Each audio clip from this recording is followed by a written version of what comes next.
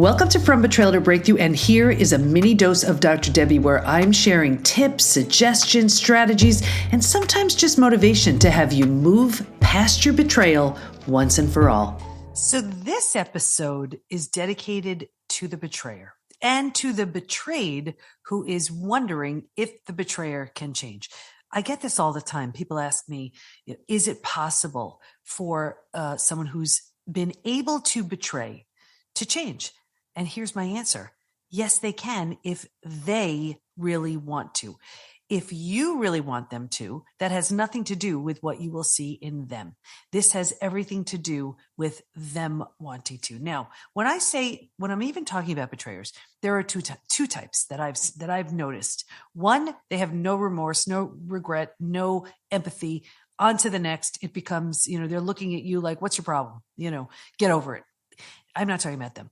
Then there are the other types of betrayers who, whether it was out of, and this is no excuse, whether it was out of unhealed trauma, a sense of entitlement, just trying to numb from something unhealed, just whatever, a low level of consciousness, whatever it is, they made those decisions. But when everything blew up, which it always does. I shouldn't say always, most of the times does. They realize, what in the world did I do? I just shattered the heart and trust of the very person I love the most, that loves me the most. I just blew up my entire life. I'm talking about that person. When that person wakes up like that, there's huge potential to change. Now, I know many people say, once a cheater, always a cheater, and people don't change in all of this. And to be honest with you, which I would never be anything but, I used to think that too. But then remember, I've been studying this at the PhD level. I've seen it in my own experience and in our Rebuild members. Our Rebuild program is for the betrayer.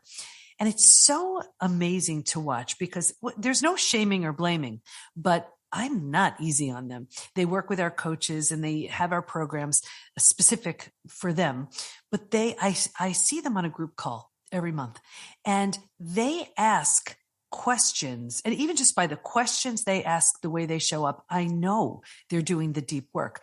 And I mean, I'm giving them the playbook. This is what you say and do. This is what you never say and do. And it's so beautiful to watch these changes. I can tell you, we have a lot of members in the betrayer in our Rebuild program, and then the betrayed, their partner, in our Reclaim program. And what happens very often is the Rebuild member, the betrayer, will do a tremendous amount of work, and the betrayed is struggling tremendously, and they're not healing as quickly. And so the betrayer gets frustrated. Well, I will tell you something right now. You need to the timeline is up to the betrayed. They call the shots here with how long it's going to take them. Now, if they're not doing the work, they could be using that as sort of a power move. And listen, it's understandable. Everything, they feel like the rug has been completely pulled out from under them, and it has.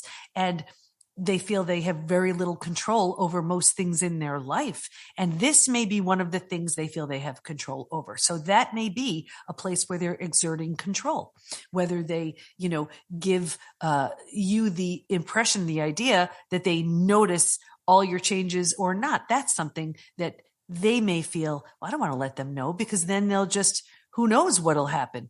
I don't want them feeling too comfortable. This is something so common we see all the time. In fact, even on my last call with the betrayers, just the other night, there was someone who said, I don't even know if it's getting through. I'm not getting any sign that any of this is working. It was a husband who was the betrayer and the wife is the betrayed. And he said, I don't even get a sense. I can't tell if she's feeling this, understanding it, getting it, anything. And I said, okay, well, a few things. Number one, just because you're not seeing it doesn't mean it's not registering. You're seeing the anger, right? And that's the outward expression. But what's behind that?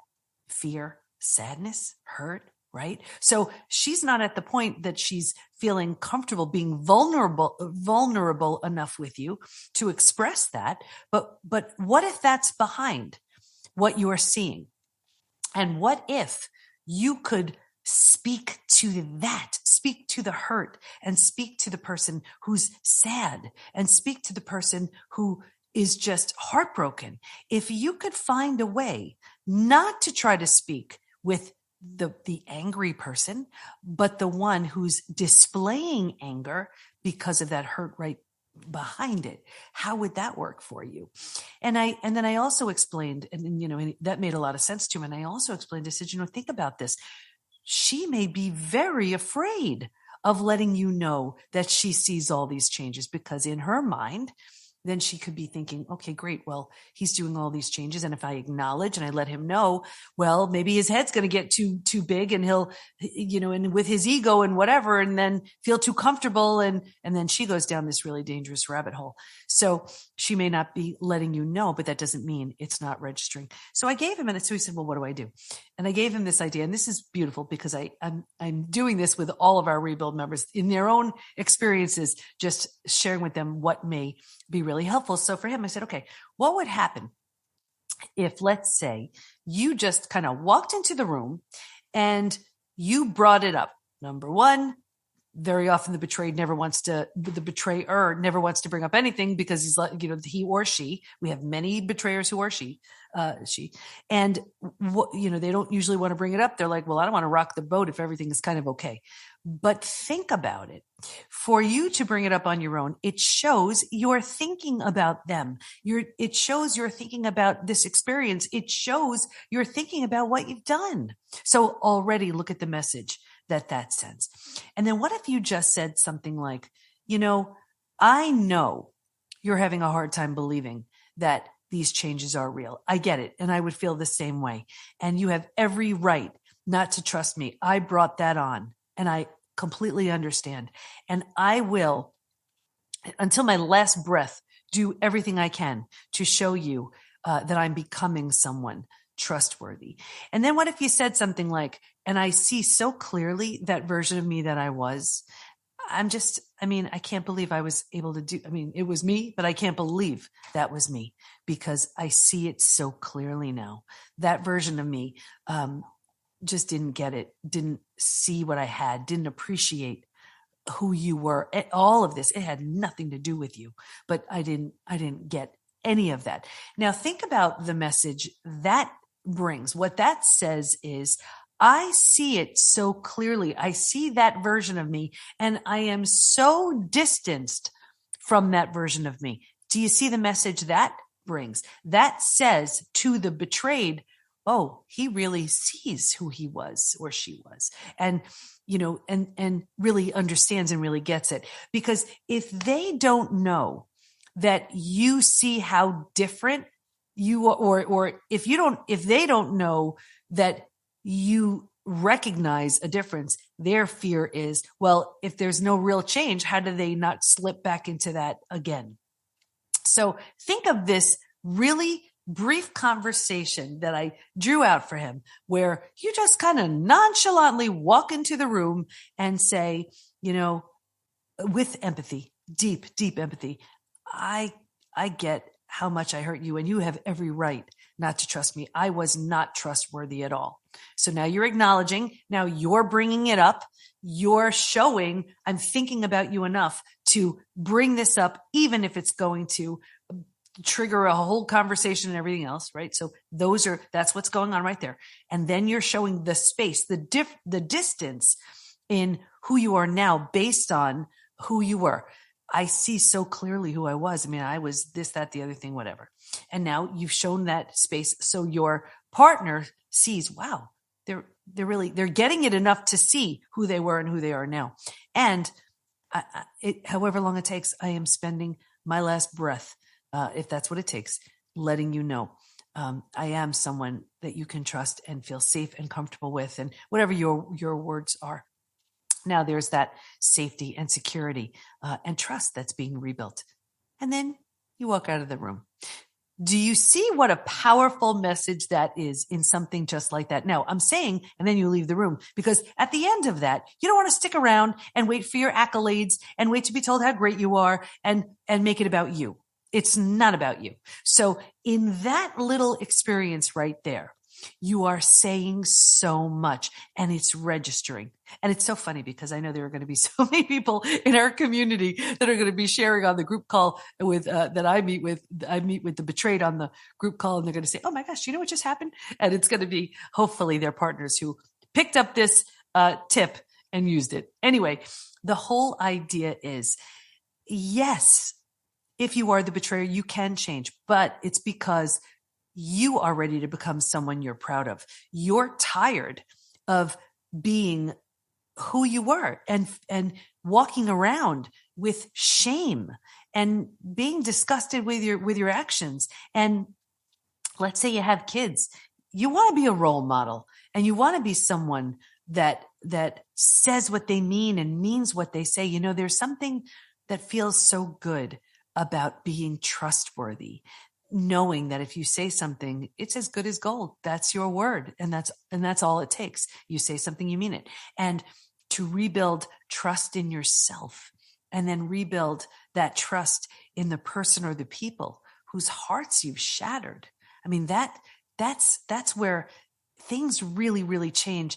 And I have seen so many of our rebuild members become so healed.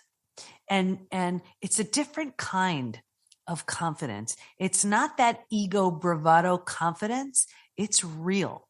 And it's real because it's earned, because they've been there and back. They get their actions and what they've done. They were willing to face what they've done.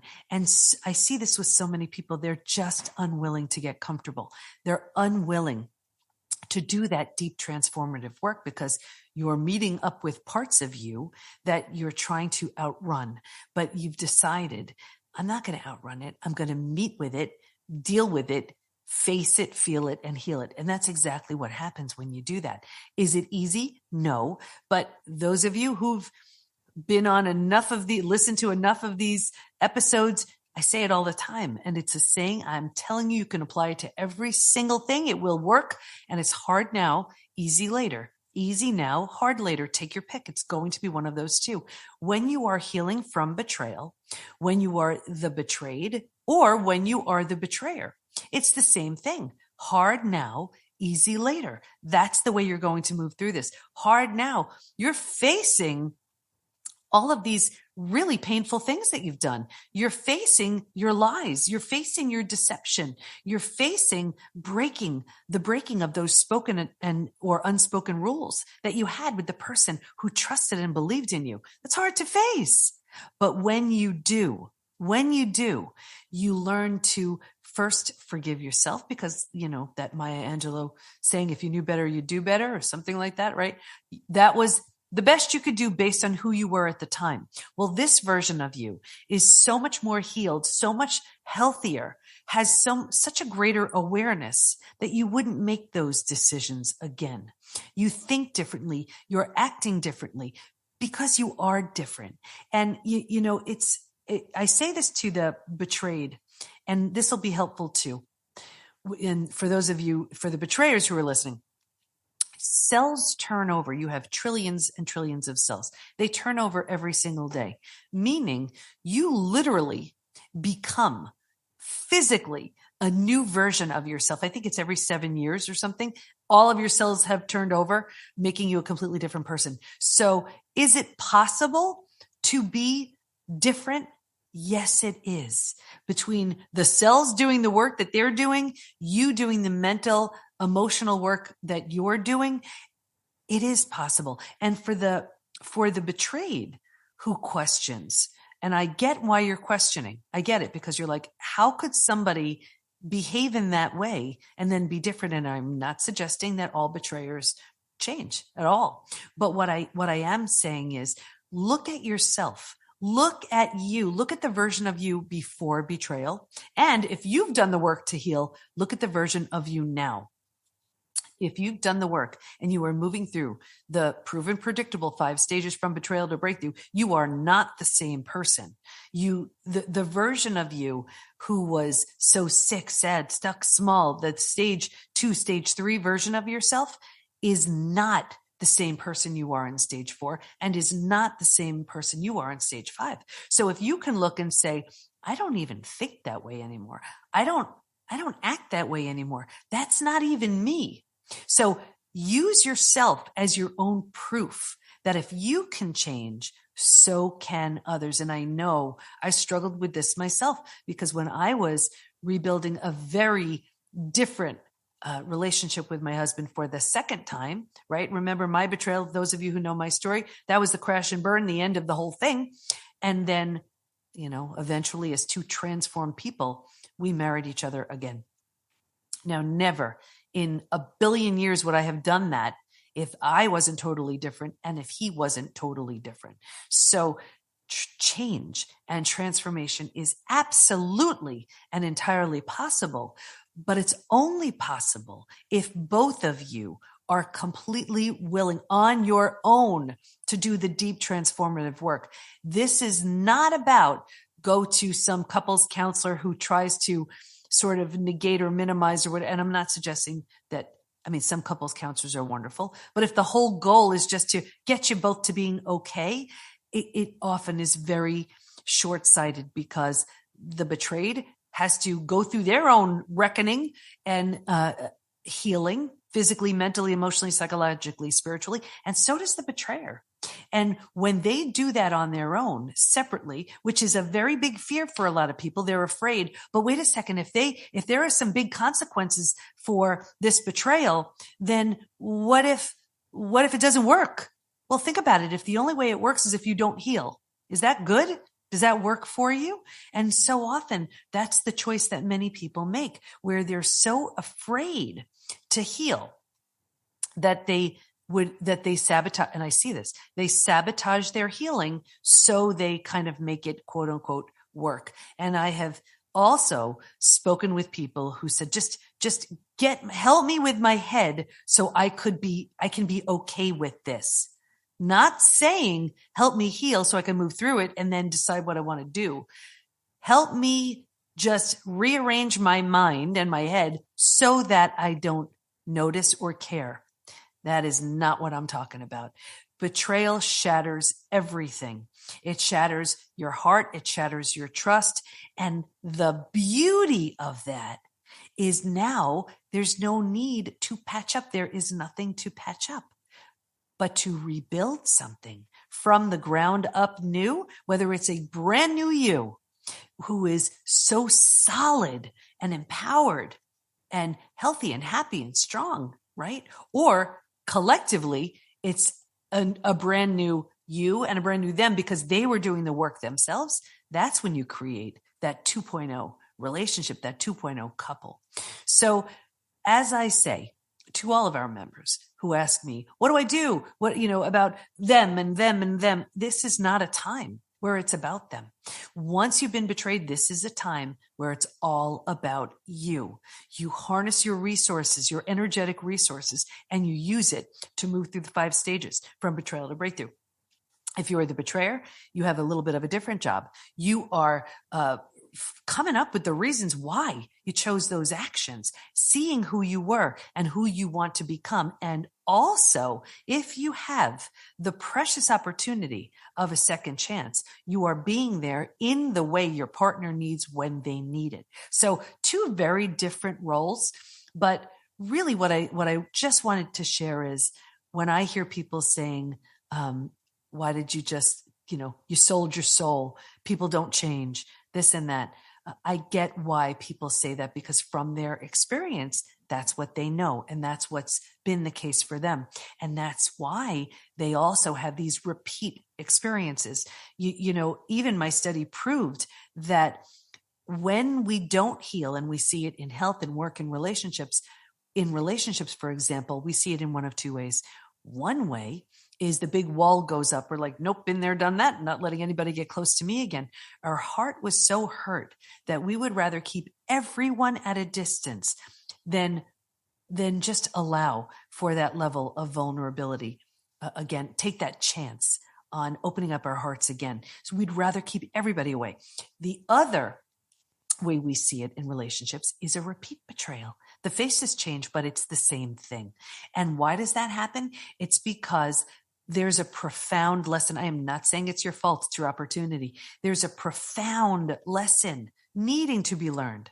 Maybe the lesson is you never took time for your own self-care, or you never took your own needs seriously. Maybe you don't believe that you're worthy, deserving, lovable, whatever that is. Until and unless you get that, you're going to have opportunities in the form of people to teach you. So if that's you, understand your experience. Yes, I get why it would absolutely lead you to believe that people don't change, or you're just, it only happens again, because until and unless you change, you will attract more of it. Again, it's not your fault.